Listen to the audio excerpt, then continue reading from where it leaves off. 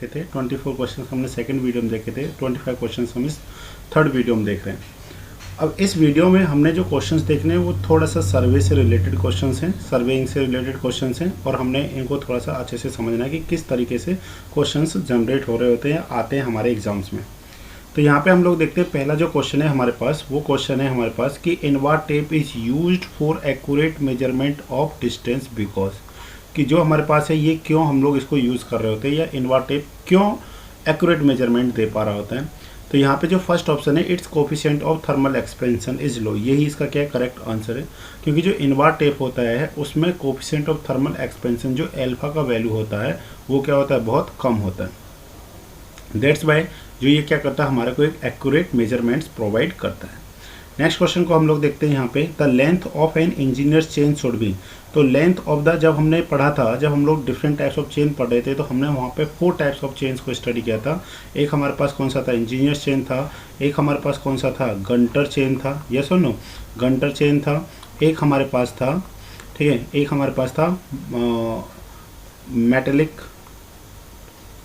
Metallic chain था, ठीक है, और एक हमारे पास कौन सा था, एक रेवेन्यू चेन था, ठीक है ना, रेवेन्यू चेन था, रेवेन्यू चेन। तो इन सब का हमारे को लेंथ पता होना चाहिए। जो गंटर चेन था वो 66 फीट लॉन्ग था, 66 फीट लॉन्ग था, और उसमें जो नंबर ऑफ लिंक्स थे हमारे पास, जो क्या है नंबर ऑफ लिंक्स, वो कितने थे हमारे पास, 100 थे, 100 लिंक्स थे। और हम लोग यहाँ पे जो मैट्रिक चेन की बात कर रहे हैं, मैट्रिक चेन जो था हमारे पास, तो ये हमारे पास कितना था, हमारे पास ये 5 मीटर चेन था, 10 मीटर चेन था, 20 मीटर चेन था, एंड 30 मीटर चेन था, मेटेलिक चेन जो था, ठीक है ना, मेटेलिक चेन जो था। और जो रेवेन्यू चेन था ये हमारे पास कितना था, 33 फीट लॉन्ग था, 33 फीट लॉन्ग था, और इसमें जो नंबर ऑफ लिंक्स थे, नंबर ऑफ जो लिंक्स हैं वो कितने हमारे पास 16 थे। तो इस तरीके का एक क्वेश्चन बनता था। तो हमारा क्वेश्चन क्या कहता था, length of the engineer chain should be, इसमें कितना लेंथ है, ये 100 फीट का है, और इसमें जो नंबर ऑफ लिंक्स है, नंबर ऑफ लिंक्स आपने थोड़ा सा क्या करना है, ध्यान देना है, वो भी हमारे पास कितने हैं, 100 है। नंबर ऑफ लिंक्स कितने हैं, 100, और नंबर ऑफ जो लेंथ है वो भी कितने हमारे पास 100 फीट है। तो ये हमारे पास क्वेश्चन था किसका, length of engineers chain should be, इसका क्वेश्चन था। नेक्स्ट है हमारे पास थर्ड जो क्वेश्चन है, जोडीमीटर वर्क ऑन द प्रिंसिपल। देखिए ध्यान दीजिए, हमने एक इंस्ट्रूमेंट पढ़ा था EDM इंस्ट्रूमेंट था। ये क्या था, इलेक्ट्रॉनिक डिस्टेंस मेजरमेंट, जो हम लोग इसमें जो हमारे पास कौन सा था, टोटल स्टेशन होता है, उसमें हम लोग इसको लगा करके रखते हैं, जो क्या करता है, हॉरिजॉन्टल डिस्टेंस को मेजरमेंट करने के काम में आता है। तो उसी का ही एक पार्ट होता है जो geodimeter work on the principle, EDM का ही पार्ट होता है। ये किस पे काम करता है, ये आपने क्वेश्चन ध्यान देना है, ये है propagation of modulated light waves पे, इस प्रिंसिपल पे वो क्या करता है, वर्क करता है, जो हमारे पास क्वेश्चन नंबर 3 है। नेक्स्ट हमारे पास टेलोमीटर, ये क्या होता है हमारे पास, जोडीमीटर, ठीक है, जोडीमीटर, टेलोमीटर, ये सब किसके लिए मेजरमेंट करने के काम में आते हैं, ये डिस्टेंस को मेजरमेंट करने के काम में आते हैं, क्योंकि EDM किसको काम मेजरमेंट करने के काम में आता है, EDM भी डिस्टेंस को मेजरमेंट करने के काम में आता है।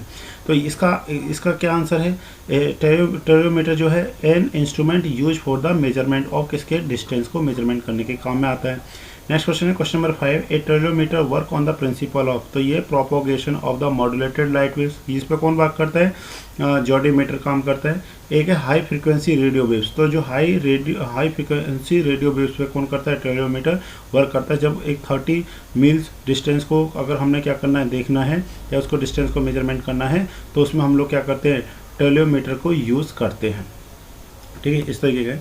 नेक्स्ट हमारे पास क्वेश्चन नंबर 6 क्या कहता है, एन एवले level is very useful for, तो measuring vertical angles, tracing grade contour, और taking cross section level in the hilly grounds, और डी ऑप्शन है हमारे पास all of the above are correct. तो इसका आंसर जो है वो हमारे पास डी है। मैंने आपको बताया था एमने लेवल, किलोमीटर, ये सब किसके लिए काम में आते हैं, ये स्लोप एंगल को मेजरमेंट करने के काम में आते हैं। दूसरा ये वर्टिकल एंगल को भी मेजर कर सकते हैं, ठीक है ना, और इसी के साथ में ये क्रॉस सेक्शन वैली, जो क्रॉस सेक्शन लेवल इन हिली ग्राउंड्स में, उसमें भी हम लोग क्या कर सकते हैं, एवने लेवल को यूज़ कर सकते हैं। तो that's means which option is correct, D option is correct of this question. Next question है हमारे पास question number 7, the instrument having common graduated disc for measuring horizontal and vertical angle is known as the, उसको हम लोग बोलते हैं sextant, ठीक है, क्या बोलते हैं हम लोग उसको, सेक्सटेंट बोलते हैं, ठीक है। तो आपको पता है प्रिज्मेटिक जो कंपास होता है ये सिर्फ किसको मेजरमेंट करने के काम में आता है, ये हमारे को सिर्फ only and only horizontal angle को मेजरमेंट करने के काम में आता है। ठीक है, किसको मेजरमेंट करने के काम में आता है? ये हमारे पास होता है हॉरिजेंटल एंगल को मेजरमेंट करने के काम में आता है। क्या? कौन? जो हमारे पास क्या है? Prismatic compass. ठीक है, इस तरीके से हमारे पास। और जो थियोडोलाइट होता है ये क्या करता है? ये हॉरिजेंटल डिस्टेंस, ठीक है ना, horizontal distance, vertical distance, horizontal angle and vertical angle को मेजरमेंट करने के काम में आता है, जो हमारे पास क्या होता है? थियोडोलाइट। ये ऑप्टिकल थियोडोलाइट है। नेक्स्ट हमारे पास क्या है? क्वेश्चन नंबर 8 क्या कहता है? The instrument which is use for enlarging, reducing और reproducing the plan is known as the. तो उसको हम लोग क्या बोलते हैं? पेंटाग्राफ बोलते हैं। By help of the pantograph हम लोग क्या करते हैं? कोई भी एरिया उसको जूम कर सकते हैं, मतलब इनलार्ज बढ़ा सकते हैं, कम कर सकते हैं और रिप्रोड्यूस कर सकते हैं। नेक्स्ट क्वेश्चन है हमारे पास क्वेश्चन नंबर 9 क्या है? The instrument use for measuring area of a regular figure as also a regular figure is called. ये कौन सा होता है हमारे पास? पेंटाग्राफ। ये तो जूमिंग करने के लिए, इनलार्ज, रिड्यूसिंग या रिप्रोड्यूसिंग करने के लिए होता है हमारे पास। जो प्लानीमीटर है ये किसके काम में आता है? ये हमारे पास एरिया को मेजरमेंट करने के काम में आता है। मेजरिंग ऑफ एरिया होता है, ठीक है ना जी। मेजरिंग ऑफ एरिया में हम लोग किसका यूज़ करते हैं? प्लानीमीटर का यूज़ करते हैं। और जो किलोमीटर है ये टेंजेंट किलोमीटर, पार्ट्स ऑफ क्या होता है? किलोमीटर ही होता है। ये स्लोप एंगल मेजरमेंट करने के काम में आता है। और ये क्या होता है हमारे पास? ये ठीक है, घाट ट्रेसर है। हम लोग देखते हैं नेक्स्ट क्वेश्चन जो हमारे पास है क्वेश्चन नंबर 10 क्या कहते हैं? The ground location of the proposed railways line marked on the map is known as the location survey. ठीक है, जब हम लोग पढ़ते हैं ना ट्रांसपोर्टेशन में, जो हमारे पास क्या होता है? सर्वे ऑफ ट्रांसपोर्टेशन होता है, सर्वे ऑफ अलाइनमेंट होता है। तो वहाँ पे हमारे को एक तो हमारे पास कौन सा होता है? मैप स्टडी होता है, रिकनसेंस होता है, ठीक है। उसके बाद प्रीलिमिनरी सर्वे होता है और देन वहाँ पे कौन सा होता है? डिटेल्ड सर्वे होता है। तो वो क्वेश्चंस बहुत इंपॉर्टेंट है, वो आपने थोड़ा सा क्या रखना है? याद रखना है, ठीक है ना। सबसे पहले हम लोग क्या पढ़ते हैं? वहाँ पे मैप स्टडी पढ़ते हैं। फिर हमारे पास कौन सा होता है? रिकनसेंस, ठीक है, ANC रिकनसेंस होता है, रिकनसेंस सर्वे होता है। उसके बाद हमारे पास कौन सा होता है?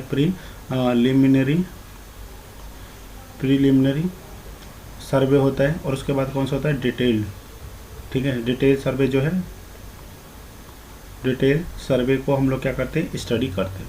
तो इस तरीके से जो ground location of the proposed railway line marked on the map is, उसको हम लोग क्या बोलते हैं? लोकेशन सर्वे कहते हैं। क्वेश्चन नंबर है हमारे पास जो हमारे पास कौन सा 11 है? ये क्या है? Length of A ranging rod should be. The length of the ranging rod ये हमारे पास कितना होता है? 2 to 3 मीटर होता है। ध्यान देना, इसका जो कलर होता है वो भी आपने ध्यान देना, कौन कौन सा कलर होता है यहाँ पे एक तो होता है हमारे पास वाइट, ठीक है, वाइट एंड रेड होता है हमारे पास। एक हमारे पास कौन सा होता है? वाइट एंड ब्लैक होता है, ठीक है जी। एक हमारे पास कौन सा होता है? एक हमारे पास कलर होता है रेड एंड येलो, ठीक है, रेड एंड येलो होता है, ठीक है। तो इस तरीके से हमारे पास 3 कलर्स रहते हैं। और जो हमारे पास जब हम लोग यहाँ पे देखते हैं कोई भी रेंजिंग रॉड, इस तरीके का रेंजिंग रॉड, तो इसमें जो स्ट्रिप्स होती हैं, जो कलर्स स्ट्रिप्स होती है, जैसे ये कलर है यहाँ पे, ठीक है, इस तरीके का एक हमारे पास क्या कलर स्ट्रिप्स है हमारे पास। अगर हम लोग यहाँ पे देखना चाहें, ठीक है, जैसे थोड़ा सा हम लोग देखें यहाँ पे, तो जैसे हम लोग थोड़ा सा समझने की कोशिश करते हैं कि कैसे कैसे कलर यहाँ पे प्रोवाइड कर रखे होते हैं। तो जैसे हमारे पास मान लेते हैं ये रेड है, तो ये हमने जैसे यहाँ पे क्या कर रखा है? इस तरीके से इसको रेड फिल कर रखा है। यहाँ पे जो रेड फिलिंग कर रखी है ना हमने यहाँ पे, ये जो लेंथ है हमारे पास, ये ध्यान देना आपने, ये जो लेंथ है ये हमारे पास होती है 200 mm। और दूसरा हम लोग इसको क्या कह सकते हैं? 20 सेंटीमीटर कह सकते हैं। इसका जो लेंथ है वो कितना है हमारे पास? वो होता है हमारे पास 2 to 3 मीटर का होता है। और इसका जो हर स्टेप है, जैसे ये रेड है, फिर इसके बाद क्या होगा? वाइट होगा, फिर उसके बाद क्या होगा? ऊपर फिर ये क्या आएगी? एक रेड स्टेप आएगी। ये किसके लिए? जैसे मान लेते हैं ये हमारे पास रेड है इस तरीके का, ये भी लेंथ कितना हमारे पास? ये भी कितना है? 200 mm है। तो ये इसलिए होता है कि दूर जब क्या होता है, कोई भी ऑब्जेक्ट होता है, जैसे एक पॉइंट यहाँ पे, दूसरा पॉइंट यहाँ पे हमने कोई भी इंस्ट्रूमेंट लगा रखा है और यहाँ पे हम लोग क्या करते हैं? रेंजिंग रॉड को रख करके रखते हैं। तो यहाँ से ये ईजिली क्या कर सके? हमको अच्छे से दिखाई दे। तो इसलिए हम लोग क्या करते हैं? इसको डिफरेंट कलर्स में यूज़ करते हैं, ठीक है। तो इस तरीके का हमारे पास ये था।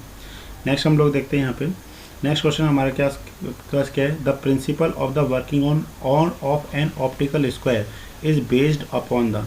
तो आपको पता है जो ऑप्टिकल स्क्वायर होता है ये कितने एंगल डिग्री को मेजरमेंट करने के लिए काम में आता है? 90 डिग्री एंगल मेजरमेंट करने के काम में आता है। और ये किस प्रिंसिपल पे बेस्ड होता है? ये डबल रिफ्लेक्शन पे क्या होता है? बेस्ड होता है। आपने देखा होगा कुछ इस तरीके का था हमारे पास, ठीक है ना। इस तरीके का जब हम लोग देखते थे, यहाँ पे हमारे पास एक ग्लास लगा होता था, ठीक है, और एक हमारे पास क्या था, यहाँ पे एक ग्लास यहाँ पे लगा होता था, और ये जो दोनों ग्लासेस थे, ये जो एक दूसरे, एक तो हमारे पास कौन सा था, हॉरिजन ग्लास था और एक इंडेक्स ग्लास था, ये दोनों जिस एंगल पे मिलते थे उस एंगल, वो बनने वाला एंगल कितने डिग्री का होता है, 45 डिग्री का होता है, ठीक है। ये इसके साथ में कितने डिग्री का एंगल बनाता है, 120 डिग्री का बनाता है। ये जो वर्टिकल लाइन होती है उसके साथ में कितने डिग्री का बनाता है, 105 डिग्री का एंगल बना रहा होता है। तो आपको पता होना चाहिए ये यहाँ पे क्या होता है, डबल रिफ्लेक्शन होता है। पहले एक रेज जाती है इस तरीके से, ठीक है, जो इंडेक्स ग्लास होता है इस पे जाती है, फिर इससे जो रेज होती है वो हमारे पास जो ओरिजिनल ग्लास होता है वो इसके ऊपर आकर के गिरती है, और फिर एक रेज फिर पास इस तरीके से यहाँ से करती है। तो पहले इस पे ये रिफ्लेक्शन यहाँ पे होता है और इस ग्लास से रिफ्लेक्शन वापस इस पे होता है इस तरीके से। तो यहाँ पे कौन सा रिफ्लेक्शन होता है, ये डबल रिफ्लेक्शन होता है। Optical square is based upon double reflection होता है। क्या होता है, डबल रिफ्लेक्शन होता है। और जो दोनों ये जो ग्लासेज होते हैं, ये जो, ठीक है, प्लेन मिरर जो होते हैं, ठीक है, अगर हम लोग इसको क्या कर देते हैं, जब कोटेड कर देते हैं तो ग्लास ही किस में बदल जाता है, मिरर में बदल जाता है। ये जो इंडेक्स मिरर है और जो हॉरिजन मिरर है, जो किस एंगल पे जाकर के, ये 45 डिग्री एंगल पे जाकर के क्या कर रहे होते हैं, एक दूसरे से मिल रहे होते हैं। तो सेकंड क्वेश्चन हमारे पास जो क्वेश्चन नंबर 13 है, ठीक है, जो रिलेटेड टू ऑप्टिकल स्क्वायर है, वो क्या कह रहा है, the angle between two plane mirrors of an optical square should be, कितने डिग्री पे, two plane mirror of an optical square, तो उन दोनों के बीच में बनने वाला एंगल कितना होता है, 45 डिग्री का होता है। और जो हमारे पास ये कितने डिग्री का एंगल मेजरमेंट करने के काम में आता है, ये 90 डिग्री का एंगल मेजरमेंट करने के लिए, राइट एंगल को मेजरमेंट करने के काम में आता है। ध्यान देना आपने, यहाँ पे दोनों मिरर के बीच में बनने वाला एंगल कितना है, 45 डिग्री। परंतु यहाँ पे हमारे पास क्या होती है, आइज होती है, ठीक है, यहाँ पे हमारे पास क्या आइज है इस तरीके से। एक हमारे पास क्या होती है इस तरीके से, यहाँ पे एक रेंजिंग रॉड लगी रहती है और एक रेंजिंग रॉड हमारे पास यहाँ पे। इन दोनों के बीच में बनने वाला जो ये एंगल है, ये कितने डिग्री का होता है, यहाँ पे 90 डिग्री का एंगल होता है। तो इस तरीके से आपने इसको ध्यान देना है। The principle of working an optical square is based on double reflection. The angle between two plane mirrors of an optical square should भी कितना होता है, 45 डिग्री के इक्वल होता है। नेक्स्ट है हमारे पास क्वेश्चन नंबर 14 क्या कहता है, कंसीडर द फॉलोइंग रिक्वायरमेंट्स। अब हमारे पास यहाँ पे कौन कौन से इंस्ट्रूमेंट्स दे रखे हैं। एक देखा tacheometer. By help of tacheometer हम लोग क्या कर सकते हैं, हॉरिजेंटल, ठीक है, एंड वर्टिकल डिस्टेंस को क्या करते हैं, मेजरमेंट करते हैं। ये टैक्योमीटर की हेल्प से हम लोग चेन और टेप का यूज़ नहीं करते हैं, मतलब ये ऐसी जगह पे यूज़ किया जाता है। फॉर एग्जांपल ये हमारे पास कोई एक मतलब यहाँ पे कोई गैप है और यहाँ मतलब क्या कोई भी मतलब वैली है, इस पॉइंट पे आप हैं, यहाँ पे कोई वैली है और आपको फॉर एग्जांपल इधर कोई वैली है, मतलब क्या हिल है, और आपको फॉर एग्जांपल ये डिस्टेंस पता करना है कि यहाँ से ये वाली डिस्टेंस कितनी है, ठीक है, इस तरीके से ये वाला डिस्टेंस कितना है, या फिर यहाँ का RL हमारे पास क्या पता करना, हमको RL पता करना है कि इस पॉइंट का RL क्या होगा। तो इस केस में हम लोग जनरली किसका यूज़ नहीं करते हैं, चेन एंड टेप का यूज़ नहीं कर रहे होते हैं। ध्यान देना, चेन एंड टेप का यूज़ नहीं करते हैं। सिंपल हम लोग क्या करते हैं, ट्रिगोमेट्री का यूज़ करके पता कर लेते हैं कि कितना यहाँ पे हमारे पास क्या एंगल आ रहा है। उस एंगल के बेसिस पे हम लोग यहाँ पे एक स्टाफ को रखते हैं और उसके बेसिस पे स्टाफ रखा रहता है। यहाँ पे हमारे पास क्या रहता है, इंस्ट्रूमेंट होता है जिसको हम लोग टैक्योमीटर बोलते हैं। तो by help of this instruments हम लोग क्या कर सकते हैं, हॉरिजेंटल एंड वर्टिकल डिस्टेंस को क्या करते हैं, मेजरमेंट करते हैं। नेक्स्ट है ऑडोमीटर। आपको पता है ऑडोमीटर की हेल्प से हम लोग क्या करते हैं, हॉरिजेंटल डिस्टेंस को मेजरमेंट करते हैं। पासोमीटर होता है, ठीक है, पासोमीटर, ऑडोमीटर और परमेबिलिटी मीटर क्या होता है, एक हमारे पास क्या होता है, आपने देखा होगा इस तरीके का एक ये होता है। इसमें क्या होता है, हमारे पास यहाँ पे एक हैंडल लगा होता है। ये जो व्हील है इसकी बेसिस पे यहाँ पे एक इंस्ट्रूमेंट होता है जो बताता है कि कितनी डिस्टेंस को क्या कर लिया, कवर कर लिया है। तो इसको परमेबिलिटी मीटर बोलते हैं। तो विच of the above requirements equipments can be employed for measurement of the horizontal distance. तो आपको ध्यान देना, ये चारों इंस्ट्रूमेंट्स किसको के लिए, हॉरिजेंटल डिस्टेंस को मेजरमेंट करने के क्या आते हैं, काम में आते हैं। टैक्योमीटर, पासोमीटर, ऑडोमीटर, परमेबिलिटी जो है, इन चारों की हेल्प से हम लोग क्या कर सकते हैं, हॉरिजेंटल डिस्टेंस को फाइंड करते हैं। अब जो हमने चैप्टर जो मैंने आपको कराया हुआ है मटेरियल इक्विपमेंट पे जो हमारा पार्ट 2 है, ठीक है, पार्ट 2 वीडियो है, वहाँ पे मैंने आपको पासोमीटर, ऑडोमीटर और परमेबिलिटी इन सब को बहुत अच्छे से विद मतलब इमेज समझाया हुआ है कि किसका क्या काम होता है। एक बार आप पार्ट 2 को देखिए, वहाँ से आपको एक एक पॉइंट अच्छे से क्लियर हो जाएगा। तो इसका कौन सा आंसर आएगा, इसका डी ऑप्शन करेक्ट है। तो इन चारों की हेल्प से हम लोग क्या कर सकते हैं, हॉरिजेंटल डिस्टेंस को मेजरमेंट कर सकते हैं। नेक्स्ट है which one of the following instruments can be use in the kilometre, मतलब किलोमीटर की जगह पे हम लोग किस इंस्ट्रूमेंट को यूज़ कर सकते हैं। तो देखिए प्रिज्म स्क्वायर का काम क्या होता है, राइट एंगल मेजरमेंट करने का काम होता है। लाइन रेंजर का मतलब क्या होता है, ध्यान देना, लाइन रेंजर का मतलब है कि मान लेते हैं एक पॉइंट हमारे पास यहाँ पे ये है और दूसरा पॉइंट हमारे पास यहाँ पे ये है, ये किसी भी एक लाइन में इस तरीके से। अब हमारे पास कोई पॉइंट सी है, इस पॉइंट सी को हमने क्या करना है, इस लाइन में लेकर के आना है। तो by help of line ranger हम लोग by help of line ranger की हेल्प से इस पॉइंट को हम लोग यहाँ पे लेकर के आते हैं।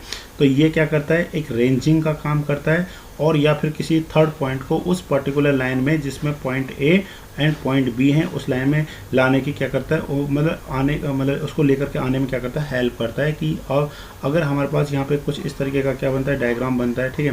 यहाँ पे जब हम लोग देखते हैं इस तरीके से, ठीक है, जैसे यहाँ पे देख रहे हैं हम लोग, जैसे एक रेंजिंग हमारे पास है इस तरीके की और दूसरी रेंजिंग है हमारे पास इस तरीके की। तो इसमें इस तरीके का ये रेंजिंग 1 है, ये रेंजिंग 2। तो अगर ये दोनों एक लाइन में नहीं है, इसका मतलब जो सी पॉइंट है वो इस लाइन पर नहीं आएगा। अगर ये दोनों लाइन अगर एक ही लाइन पे आती हैं, इस तरीके से कोइंसाइड कर जाती हैं, एक ही लाइन में आती हैं, तो इसका मतलब जो सी पॉइंट है वो इस लाइन पे आता है। ये सब किसकी हेल्प से हो रहा है, ये लाइन रेंजर की हेल्प से होता है, ठीक है, लाइन रेंजर की हेल्प से होता है, ठीक है। जो किलोमीटर का काम क्या होता है, किलोमीटर का काम होता है स्लोप एंगल मेजरमेंट करने के लिए हम लोग किसका यूज़ करते हैं, किलोमीटर का यूज़ करते हैं। और जो एमने लेवल है इसका भी हम लोग क्या यूज़ करते हैं, इसको भी हम लोग स्लोप एंगल मेजरमेंट करने में यूज़ करते हैं। ध्यान दीजिए, एमने लेवल को भी हम लोग क्या करते हैं, स्लोप एंगल मेजरमेंट करने में भी यूज़ करते हैं। तो which one of the following instrument can be used as kilometre, तो वो कौन सा है, किलोमीटर की तरह हम लोग किस इंस्ट्रूमेंट को यूज़ कर सकते हैं, एमने लेवल को हम लोग किलोमीटर की तरह यूज़ कर सकते हैं। ऑप्टिकल स्क्वायर, प्रिज्म स्क्वायर, ये सब किसके लिए, 90 डिग्री को मेजरमेंट करने के काम में आते हैं। तो शायद आपको ये सारे इंस्ट्रूमेंट क्लियर हो जाएंगे। लाइन रेंजर क्या है, प्रिज्म स्क्वायर क्या है, ठीक है, एमने लेवल क्या है, ऑप्टिकल स्क्वायर क्या है। नेक्स्ट क्वेश्चन देखते हैं हम लोगों के पास, क्वेश्चन नंबर 16। ये क्या कह रहा है, match list with list 2 and select the correct answer using the codes given below. इस तरीके के क्वेश्चंस हम लोग जनरल एग्जाम्स में देखते हैं। देखिए सेक्सटेंट, साउंडिंग, फेथोमीटर, रेंज। अब आप इसमें देखिए सबसे सिंपल जो है तो सारे सिंपल, परंतु फेथोमीटर सबसे ईजी है। फेथोमीटर का काम क्या होता है, फेथोमीटर का काम होता है instruments use for measuring depth in oceans में, ठीक है ना, ओशियंस में जो डेप्थ को क्या करने के लिए, मेजरमेंट करने के लिए हम लोग किसका यूज़ करते हैं, फेथोमीटर का यूज़ करते हैं। तो अब आप खुद देखिए सी का कौन सा ऑप्शन आना चाहिए, फेथोमीटर, तो measurement of the depth below the water surface, the line on which sounding are taken, the line which are usually use for depth about 6 metre, instruments use for measuring angle from a boat, instruments use for measuring depth in oceans. तो which option, सी का कौन सा answer आएगा, सी का 5 option बना चाहिए। तो सी का 5 किस में आता है, एक तो हमारे पास इसमें आ रहा है, दूसरा हमारे पास इसमें आ रहा है, ठीक है। तो इस तरीके से हम लोग देख पा रहे हैं। नेक्स्ट देखते हैं अब हम लोग, अब जो हमारे पास क्या है, सेक्सटेंट, ठीक है, एक तो हमारे पास 2 ऑप्शन हो गए, मतलब हमारे पास ए ऑप्शन और सी ऑप्शन तो क्या हो गए, हमारे पास गलत हो गए। अब आप खुद देखिए, जिसमें सी का 5 है, इन दोनों में सी का 5 है, तो अब हमारे को एक चेक करने की जरूरत नहीं है, क्योंकि ए का क्या होगा, 4 होगा, क्योंकि इसमें भी ए 4 है, इसमें भी सॉरी, इसमें दोनों में क्या है, ए का 4 है हमारे पास। तो सेक्सटेंट का मतलब क्या है, instruments use for the measuring angle from A board. तो सेक्सटेंट का हम लोग क्या कर लेंगे, instruments use for measuring angle from A board, मतलब हमारे को ए का पता चल गया, ए का हो गया 4, सी का हो गया हमारे पास 5, बट अभी भी हमारा आंसर नहीं आया है। अब हमारे को देखना है कि यहाँ पे क्या है, हमारे पास 2 1 और यहाँ पे क्या है 3 2, ओके। अब जो रेंज होता है, RNG रेंज, इसका काम क्या है, the line on which sounding are taken. तो डी का क्या है हमारे पास 2, डी का क्या आएगा 2, दैट्स मीन जिसमें डी का 2 है वही हमारे पास क्या आएगा, सही होगा। तो इस क्वेश्चन का आंसर जो आएगा वो आएगा हमारे पास डी। तो इस तरीके से हम लोग कर सकते हैं। और जो साउंडिंग है, साउंडिंग का क्या हो जाएगा, measurement of depth below the water surface, ये हमारे पास क्या हो जाएगा, साउंडिंग हो जाएगा। तो इस तरीके से हम लोग इस क्वेश्चन को सॉल्व कर सकते थे। नेक्स्ट क्वेश्चन है हमारे पास क्वेश्चन नंबर 17। ये क्या कह रहा है हमारे पास, क्वेश्चन नंबर 17 जो है, match list with list second and select the correct answer using the code given below listed. अब देखिए यहाँ पे ये हमारे पास है किलोमीटर, टेरोमीटर, पेंटाग्राफ और घाट ट्रेसर। और यहाँ पे 5 इंस्ट्रूमेंट, हमारे को 5 ऑप्शन दे रखे हैं, यहाँ पे 4 है, तो कोई नहीं।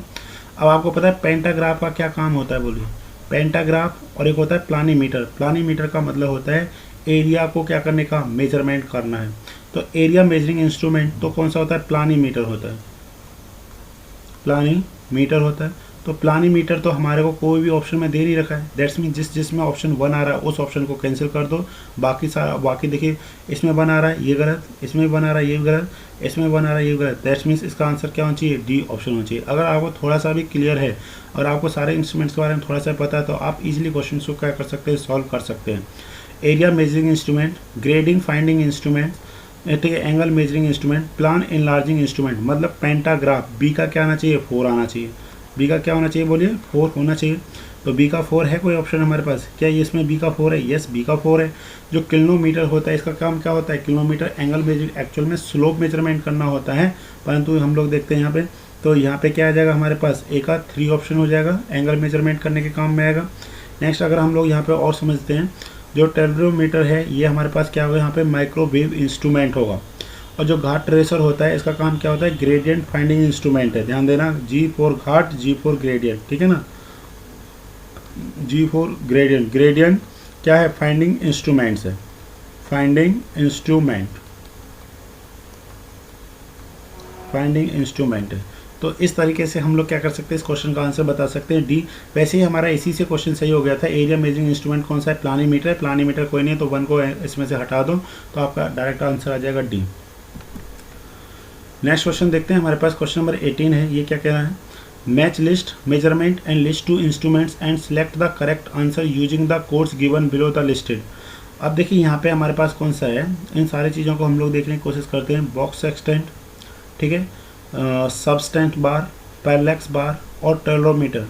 इसका काम क्या है, ये क्या है हमारे पास, ये डिस्टेंस मेजरमेंट करने के काम में आता है और ये ईडीएम का ही क्या होता है, मतलब क्लासिफिकेशन होता है। जियोडोमीटर और टेलोमीटर ईडीएम के क्या होते हैं, पार्ट्स होते हैं। दैट्स मीन्स 3 का मतलब बी का क्या आना चाहिए, 3 आना चाहिए। बी का 3 किस किस में, इन 2 में है, तो ये 2 ऑप्शन नहीं हो सकते हमारे पास, ठीक है। जिसका बी का 3 है तो सी का क्या हो गया, 2 हो गया। मतलब base line measurement by help किससे करेंगे हम लोग, 2, ठीक है, बी का 2, ठीक है ना। ये हमारे पास क्या था, सॉरी हाँ ये था हमारे पास बी का 3 हो गया ना, तो सी का हमारे पास क्या आ रहा है इसमें, सी का हो गया ये 2। सी का 2 मतलब क्या है, बेस लाइन मेजरमेंट में सब्सटेंस बार का हम लोग क्या करेंगे, यूज़ करेंगे। हॉरिजेंटल एंगल मेजरमेंट में हम लोग बॉक्स एक्सटेंट का क्या करेंगे, यूज़ करेंगे, मतलब डी का 1 हो गया। और डिस्प्लेसमेंट मेजरमेंट फ्रॉम फोटोग्राफ वो क्या होता है, पैरेलैक्स बार होता है। ये पैरेलैक्स बार हम लोग लेवलिंग में पढ़ते हैं। पैरेलैक्स का मतलब होता है जब आप कोई भी देखते हैं ना इस तरीके से, यहाँ पे जो इस तरीके का जो होता है हमारे पास जो एंगल बनता है इस तरीके से, जब ये लाइन थोड़ा सा इस तरीके से हिल रही होती है, मतलब हमको एक्चुअल में जो पॉइंट रहता है, जो यहाँ पे हाइट होती है, वो हमारे को जब इस तरीके का जहाँ पे प्लस क्रॉस साइन बनता है इस तरीके जो रहता है, हम लोग क्रॉस साइन को नहीं देख पा रहे थे। ये क्या करता है, मूवमेंट होता है इसमें वर्टिकली अप, मतलब अप एंड डाउन होता है, इसलिए हम लोग उस पॉइंट को अच्छे से रीड नहीं कर पाते कि वो कौन से पॉइंट पे इस तरीके का क्रॉस साइन बन रहा होता है। तो वो क्या होता है, पैरेलैक्स होता है, ठीक है ना। उसको रिमूवल करने के लिए हमको क्या करना पड़ता है, उसको सेटिंग करनी पड़ती है, टाइट करना पड़ता है ऑब्जेक्टिव पीस को और जो आई पीस होता है, दोनों को हमको देखना पड़ता है उसके बेसिस पे। तो दैट्स मीन्स इसका कौन सा आंसर आ गया, बोलिए डी का 1 होना चाहिए हॉरिजेंटल एंगल मेजरमेंट के लिए। तो A option is correct of this question. तो इस तरीके के जितने भी क्वेश्चन हैं ये सारे हमारे पास इंस्ट्रूमेंट बेस्ड क्वेश्चन हैं, हम लोग इनको क्या कर सकते हैं, इजीली सॉल्व कर सकते हैं। नेक्स्ट है which one of the following vernier in employed of the Abney level. तो ये इसमें जो हमारे पास है ना, एक्सटेंडेड वर्नियर को हम लोग क्या करते हैं, एबने लेवल में यूज़ करते हैं। आप ध्यान देना, जब आप सर्विंग स्टडी करेंगे तो वहाँ पे हमारे पास 5 टाइप्स ऑफ क्या है, हमारे पास वर्नियर्स होते हैं, ठीक है ना, 5 टाइप्स। एक होता है, ठीक है, वर्नियर्स होते हैं, retrograde vernier, double vernier, double folded vernier, extended vernier. 5 types के हमारे पास क्या होते हैं, वर्नियर होते हैं। बट इस क्वेश्चन का आंसर जो वो एमए लेवल का एक्सटेंडेड वर्नियर है।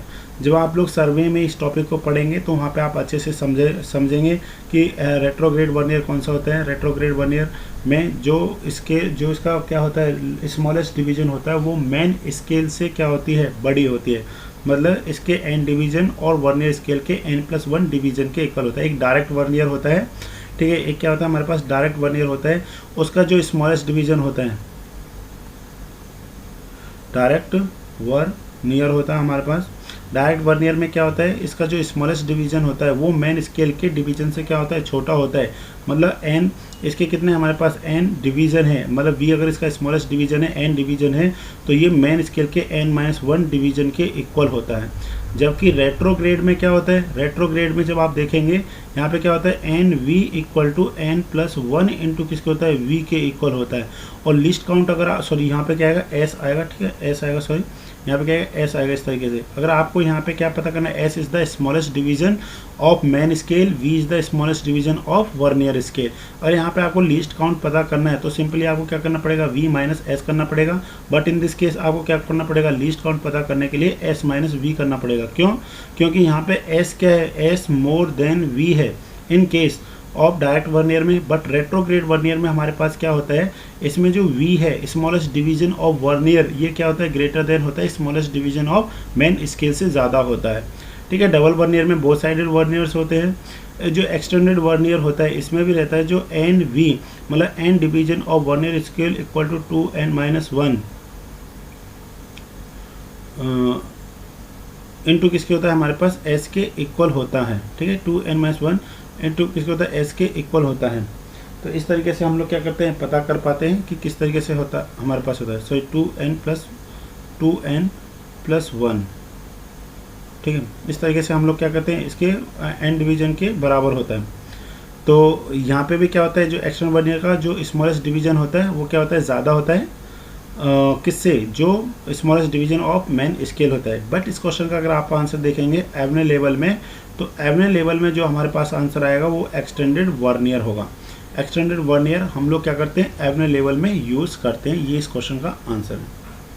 नेक्स्ट क्वेश्चन है हमारे पास, एल्टीमीटर में be depreciated most accurately by. Altimeter का काम क्या होता है, मेजरमेंट ऑफ एल्टीट्यूड होता है। ठीक है ना, क्या करने का काम आता है, ये एल्टीट्यूड मेजरमेंट करने के काम में आता है। तो इसको हम लोग किसके साथ में करते हैं, कंटूर लेंस के साथ में करते हैं। एल्टीमीटर में भी depreciated most accurately by contour lens होता है।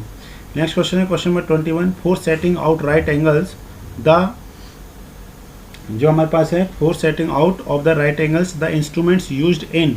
राइट एंगल मेजरमेंट करने में हम लोग कौन से इंस्ट्रूमेंट्स का यूज़ करते हैं, अब आपको पता होगा। ये हमारे पास कौन सा, ऑप्टिकल स्क्वायर का हम लोग क्या करते हैं, यूज़ करते हैं।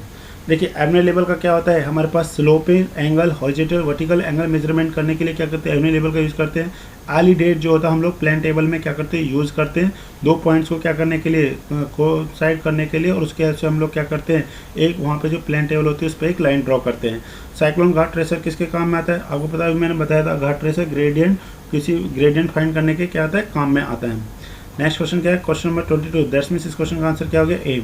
विच of the following minor instruments are use for setting out right angle in chain surveying. तो चेन सर्वेइंग में राइट एंगल मेजरमेंट करने के लिए cross square, yes, cross square के हेल्प से हम लोग करते हैं। ऑप्टिकल स्क्वायर के हेल्प से करते हैं। प्रिज्म स्क्वायर के हेल्प से करते हैं। जबकि ऑटो लेवल से हम लोग क्या करते हैं, लेवलिंग करते हैं, लेवलिंग करते हैं। तो इसका आंसर कौन सा आ जाएगा, 1 2 3। तो कौन सा हमारे पास, C option is correct of this question. तो इस तरीके से हमारे पास क्या होगा, इस क्वेश्चन का आंसर आ जाएगा। तो हम लोग देखते हैं आगे नेक्स्ट। ठीक है, नेक्स्ट क्वेश्चन है हमारे पास क्वेश्चन नंबर 23।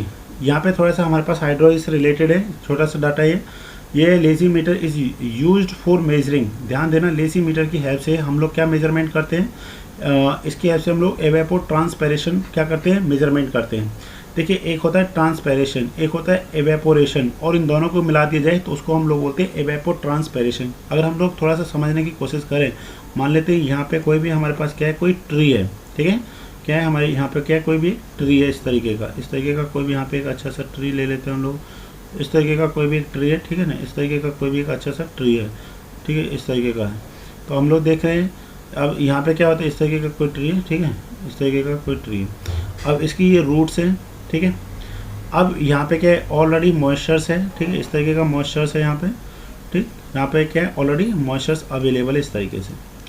अब जब यहाँ पे क्या है, जो ये क्या है हमारे पास सन है, यहाँ से क्या होती है, हीट आती है, ठीक है, ये वेव्स आती है। तो यहाँ से जो हीट के कारण ये वाटर क्या करता है, एवेपोरेट करता है इस तरीके से ग्राउंड से, ठीक है, फ्रॉम द ग्राउंड।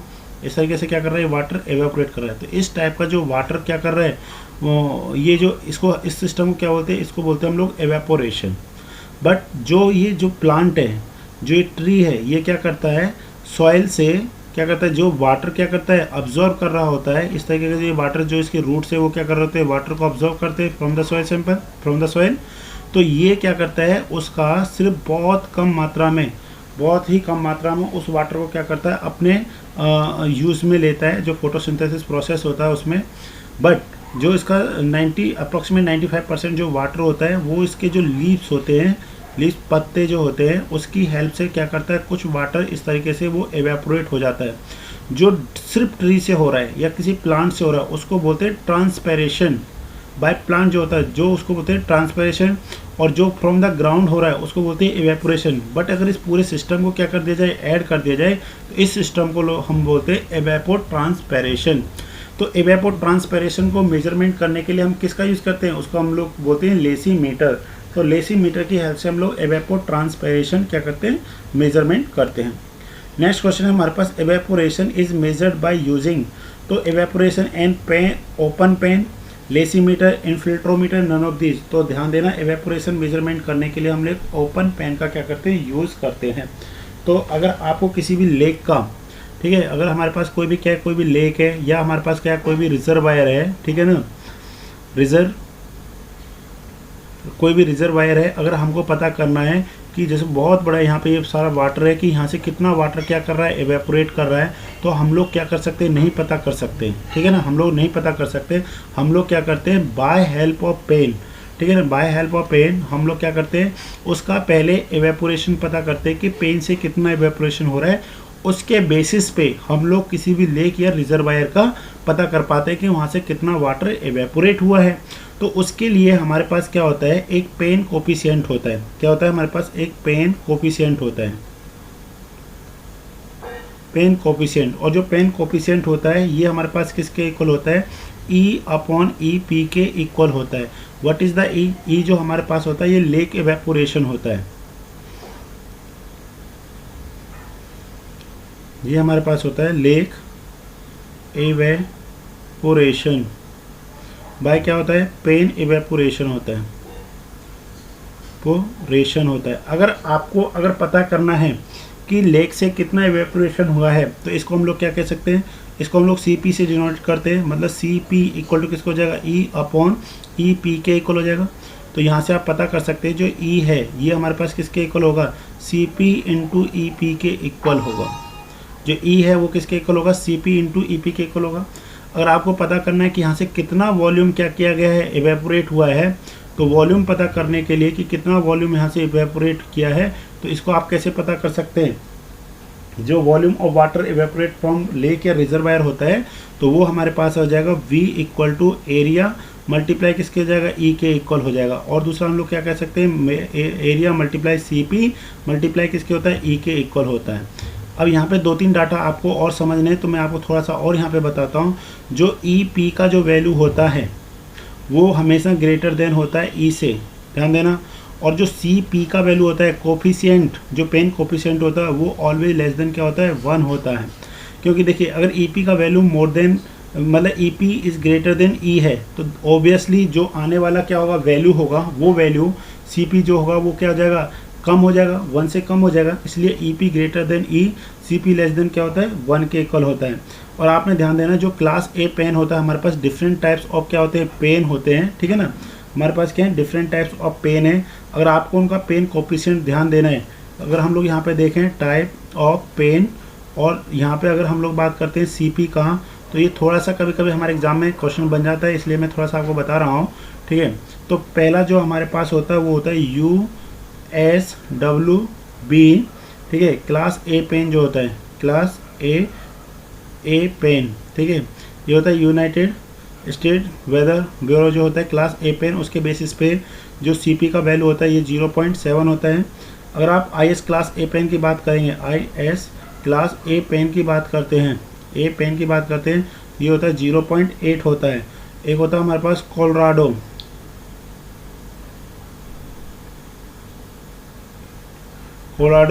सन केन, ठीक है, सन केन पेन जो होता है हमारे पास, इसकी जो वैल्यू होती है ये होती है 0.78 होता है। और एक और होता है हमारे पास USGB और फ्लोटिंग पेन जो होता है, ठीक है ना, फ्लोटिंग पेन, आप इसको थोड़ा सा याद रखिए। फ्लोटिंग पेन इसकी वैल्यू होती है 0.8। बट हमारे एग्जाम में जनरली जो क्वेश्चन आते हैं ना वो इससे आता है, क्लास ए पेन से। तो इसके लिए जो CP का वैल्यू वो कितना 0.8। तो यहाँ पे आप समझ सकते हैं जो CP का वैल्यू है, CP का वैल्यू क्या बोलिए, ये CP का वैल्यू लेस देन 1 है। अगर CP का वैल्यू कम है तो EP का मल्टीप्लाई अगर लेस देन 1 से करेंगे तो ओवरऑल जो वैल्यू होगी वो EP से क्या आएगी, कम आएगी। तो EP लेस देन 1 और CP लेस देन 1। अगर आपको पता करना है कि यहाँ से कितना वॉल्यूम एवेपोरेट किया है तो ये वॉल्यूम आप क्या कर सकते हैं, इजीली पता कर सकते हैं।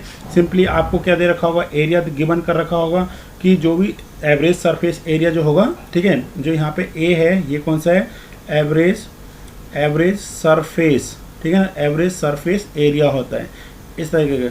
और अगर आपको और अच्छे से डिटेल में समझना है तो योर पीडिया एजुकेशन के पे हाइड्रोलॉजी के लेक्चर्स दे रखे हैं, वहाँ पे आप अच्छे से एक एक पॉइंट को स्टडी कर सकते हैं। जो भी क्वेश्चंस हाइड्रोलॉजी से रिलेटेड आएगा वो सारे क्वेश्चंस आपके सही हो जाएंगे, ठीक है। तो ये सारी चीज़ें आपको यहाँ पे देखने को मिली होंगी। नेक्स्ट क्वेश्चन देखते हैं, जो लास्ट क्वेश्चन है आज का, a rain gauge should preferable be fixed. अब आप कहेंगे सर ये तो क्वेश्चन बहुत सिंपल है। हाँ बिल्कुल सिंपल क्वेश्चन है। ऐसे क्वेश्चन हमारे एग्जाम में देखने को मिलते हैं जब हम लोग JEE या फिर SDO के पेपर्स देते हैं, वहाँ पे ऐसे ही क्वेश्चंस आते हैं। अगर आप गेट ESE देखते हैं तो वहाँ पे थोड़े से कैलकुलेशन बेस्ड क्वेश्चन होते हैं, यहाँ पे कैलकुलेटर अलाउड होता नहीं है, बिल्कुल सिंपल से क्वेश्चन आते हैं। बट ये बहुत थोड़े से होते हैं कि इनको थोड़ा सा हमको बारीकी से पढ़ना पड़ता है, बहुत डिटेल में बिल्कुल छोटे छोटे चीज़ों को पढ़ना पड़ता है, ठीक है। तो अगर आप इन चीज़ों को अच्छे से पढ़ रहे हैं, मैं आपको देखिए मैंने आपको 2 पार्ट्स पढ़ाए थे। इक्विपमेंट्स जो हमारे पास क्या था, मटेरियल इक्विपमेंट पार्ट 1 और मटेरियल इक्विपमेंट पार्ट 2। तो आप देख रहे होंगे ये हमारा 74th क्वेश्चन है। एक्चुअली हम आपको ऑलरेडी पहले से 49 क्वेश्चन करा चुके हैं सॉल्व, और ये 25 मिलाकर 74th क्वेश्चन बनता है। आप देखिए कि कितने क्वेश्चंस हमारे सिर्फ बिल्डिंग मटेरियल इक्विपमेंट से रिलेटेड क्वेश्चंस बनते हैं। तो बहुत सारे क्वेश्चंस बनते हैं। अगर आपको अच्छे से इन क्वेश्चनों को सॉल्व करना है तो आप ME मतलब material equipment part 1, material equipment part 2 को अच्छे से स्टडी करिए, वहाँ से आपको एक एक चीज़ क्लियर हो जाएगी, समझ में आ जाएगी। अब आपको पता है a rain gauge should be preferable be fixed. तो अब आपको पता है मैंने आपको लास्ट वीडियो में पढ़ाए थे जो रेन गेज होते हैं वो कितने तरीके के होते हैं हमारे पास। जो रेन गेज है वो 2 तरीके के हैं। रेन गेज वो हमारे पास 2 टाइप्स के हैं। एक हमारे पास कौन सा है, नॉन रिकॉर्डिंग रेन गेज है, और एक कौन सा होता है हमारे पास, रिकॉर्डिंग रेन गेज है, ठीक है ना। ये ओनली 1 होता है, साइमंस होता है। ये हमारे पास 3 टाइप्स का होता है। अब इसको हमने near the building, near the tree, in an open areas, in an close areas. तो ध्यान देना जो भी हम लोग रेन गेज प्रोवाइड करते हैं उसको इन एन ओपन एरियाज में प्रोवाइड करते हैं। अब थोड़ा सा समझने की अगर हम लोग यहाँ पे थोड़ा सा कोशिश करते हैं, मान लेते हैं ये हमारे पास कोई भी एक ट्री है, इस तरीके का कोई भी एक ट्री है, ठीक है ना, इस तरीके का है। तो इसे देखिए, इससे हम लोग थोड़ा सा क्या करते हैं, दूर बनाते हैं। जैसे ये हमारे पास कोई ट्री है तो ऐसा नहीं है कि हम लोग जस्ट यहीं पे लगा देंगे, नहीं। अगर मान लेते हैं ये 40 फीट का है, ध्यान देना, अगर ये 40 फीट का ट्री है, या फिर हम लोग कह सकते हैं और 2 स्टोरी बिल्डिंग है, 2 स्टोरी हमारे पास कोई भी अगर क्या है बिल्डिंग है, तो उस केस में बिल्डिंग है हमारे पास कोई भी, ठीक है, बिल्डिंग है इस तरीके से 2 स्टोरी बिल्डिंग है, या फिर 40 फीट का जो ट्री है, तो हम लोग इस ट्री से मतलब कितना 80 फीट की डिस्टेंस पे हम लोग यहाँ पे क्या करते हैं, अपना जो रेन गेज होता है उसको लगाते हैं। क्यों, जब क्या होती है, देखिए इसके पास इसलिए लगाते हैं, अगर हवा जब चलती है, विंड जब चलती है, तो ऐसा ना हो जो ड्रॉप्स थी वो उसको थोड़ा सा और क्या करते हैं, मूव कर दे, मतलब वहाँ से हटा दे। तो यहाँ पे जो हम लोग रेन गेज बनाते हैं, तो मैं आपको साइमन रेन गेज के बारे में थोड़ा सा बता रहा हूँ, ठीक है ना। जो हमारे पास नॉन रिकॉर्डिंग रेन गेज है, जो इंडिया में सबसे ज़्यादा प्रोवाइडेड किए गए हैं, ओनली एटलीस्ट 10% ही हैं जो हमारे पास रिकॉर्डिंग रेन गेज हैं। तो यहाँ पे जब आप थोड़ा सा समझने की कोशिश करेंगे ना, तो मैं यहाँ पे थोड़ा सा आपको बताना चाह रहा हूँ। यहाँ से एक क्वेश्चन बनता है, वो क्वेश्चन आपको बताना बहुत ज़रूरी है, ठीक है। जैसे ये देखिए, इस तरीके का हमारे पास क्या है, एक रेन गेज है, ठीक है, इस तरीके का। बस छोटा सा हमने डायग्राम बनाना है, यहाँ पे इस तरीके का है, ठीक है, इस तरीके का है, इस तरीके का, ये इस तरीके का है, ठीक है। या फिर मैं आपको थोड़ा सा यहाँ पे समझाता हूँ। यहाँ पे हमारे पास अच्छा खासा स्पेस है, ठीक है। यहाँ पे देखिए आप, यहाँ पे आपको और अच्छे से समझ में आ जाएगा। ये इस तरीके का हमारे पास है, ठीक है। आप देखते चलिए, इसको बहुत अच्छे से समझ में आ जाएगा, कोई दिक्कत नहीं आएगी आपको। एक भी एग्ज़ाम में क्वेश्चन आपका गलत नहीं होने वाला है, बस आप अच्छे से पेशेंस के साथ स्टडी करते चलिए, ठीक है। ये हमारे पास एक क्या होता है, कंक्रीट ब्लॉक होता है। इसकी dimension 60 centimetre into 60 centimetre into 60 centimetre होती है। सारी वैल्यूज किसमें 60 सेंटीमीटर में। अब ये हमारे पास क्या होता है, एक मेटेलिक कंटेनर होता है। कैसा होता है, मेटल कंटेनर होता है। क्या होता है, ये मेटल कंटेनर है। इसके अंदर क्या होता है, एक थोड़ी सी हाइट के नीचे यहाँ पे इस तरीके से, यहाँ पे हम लोग क्या लगाते हैं, इसमें एक फनल लगाते हैं इस तरीके से। क्या होता है, एक फनल होता है इस तरीके का। यहाँ पे हमने क्या लगाया, एक फनल लगाया है, ठीक है। और समझते हैं हम लोग अच्छे से।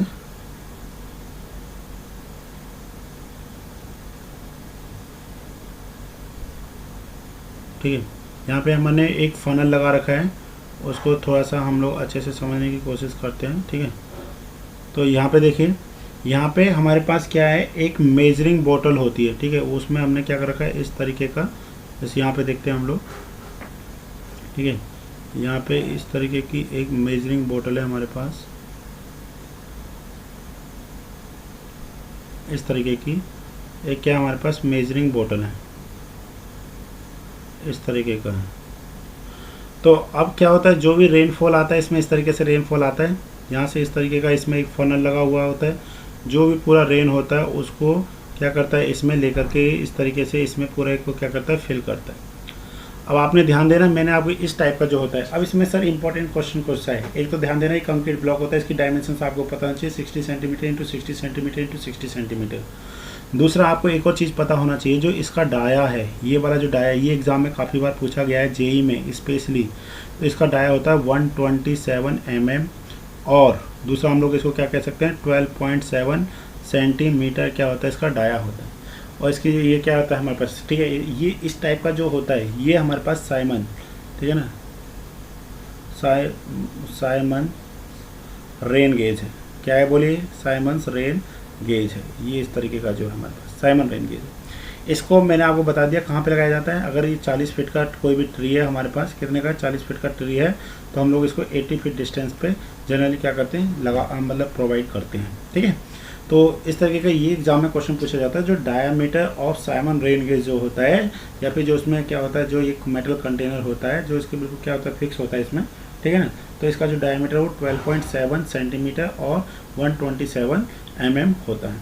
और इसका जो ये वाला हाइट है, यहाँ से लेकर के और यहाँ तक के जो टॉप की जो हाइट होती है, अगर आपसे पूछा जाए, ठीक है, ये का ये हमारे पास है ग्राउंड लेवल, ठीक है ना, ये क्या है, ग्राउंड लेवल है। यहाँ पे एग्जाम में क्वेश्चन पूछा जाए ग्राउंड लेवल से कितनी हाइट पे हम लोग इसको रखते हैं, तो वो होता है हमारे पास 30.5 मीटर पे।